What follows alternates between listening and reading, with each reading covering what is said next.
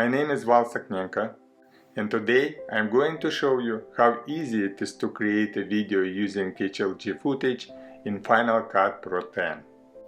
Everyone likes videos in high dynamic range, but how to create an HDR video without very expensive equipment and complex post-processing? Nowadays, many cameras, camcorders, and even phones have a picture profile called hybrid low gamma, or HLG in short. HLG records in high dynamic range, which allows creating videos that could be played back in two modes, in high dynamic range mode and in standard conventional SDR mode. Some videographers, however, are reluctant to use HLG picture profile, being concerned about complexity of post-processing. This video tutorial was created in cooperation with my friend from Spain, Joan Miguel Nunes Arellana, who shared with me some of his video clips from his dive at Marina in Spain. Joan created two versions of the video, one in HDR mode and another one in SDR mode.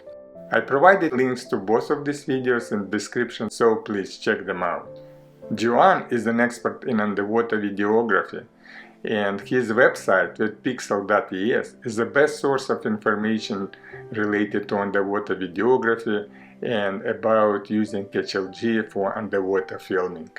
Joan uses Sony camcorder PXW-Z90 with Gates housing.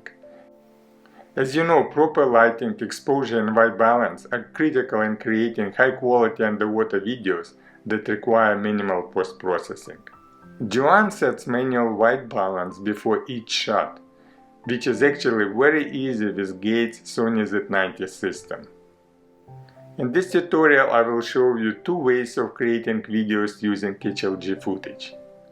Firstly, I will show you how to create a video using Rec 709 color space, and then I will show you how to create a video in Rec 2020 HLG color space. Okay, let's start with the video in the standard dynamic range. To save your time, I've already created a library Marina Dive 2021 SDR and project Marina Dive 2021 SDR. Imported HLG video clips and drag them to the timeline. Because we are working with HLG clips, we have to be sure that the library and project properties are set to standard color processing.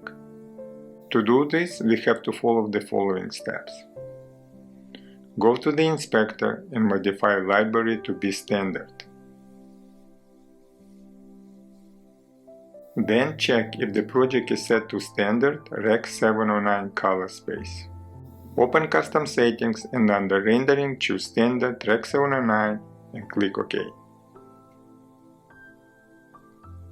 Now you can see that all our clips looks like overexposed, but no worries. This is normal for raw HLG clips. The only what you have to do is to apply HDR tool, which you could find under color effects. Select a clip and double click on the HDR tool. Then go to the video inspector and change the mode to HLG Rec 709 SDR.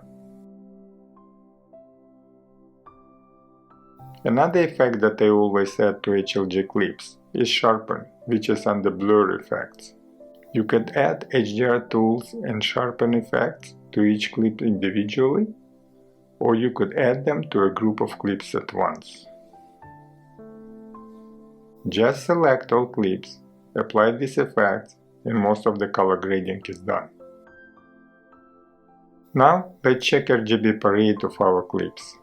We could see that basically no additional color grading is required, as most clips were properly exposed and white balance was set correctly.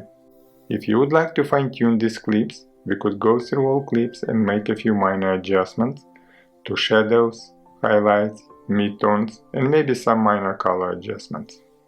This is basically all what we have to do to make a video in SDR mode. And now let's see how to make a video in high dynamic range mode. You should set your library to wide gamut HDR. To do that, go to the inspector and modify library to be wide gamut HDR.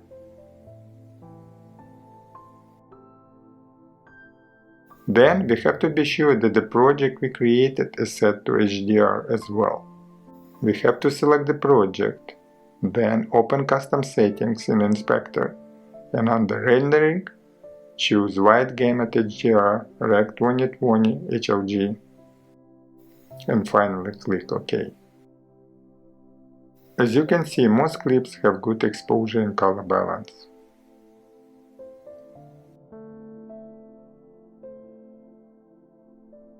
But in my opinion, some minor adjustments would be beneficial.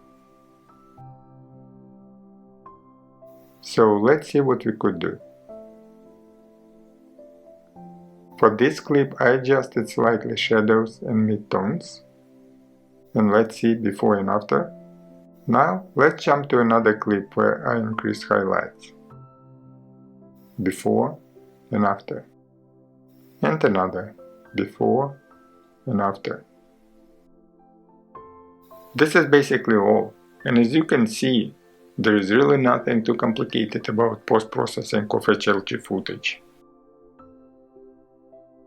Thank you very much for watching this video tutorial, and if you like it, please click like, leave a comment, and subscribe to my Diverse Lens YouTube channel.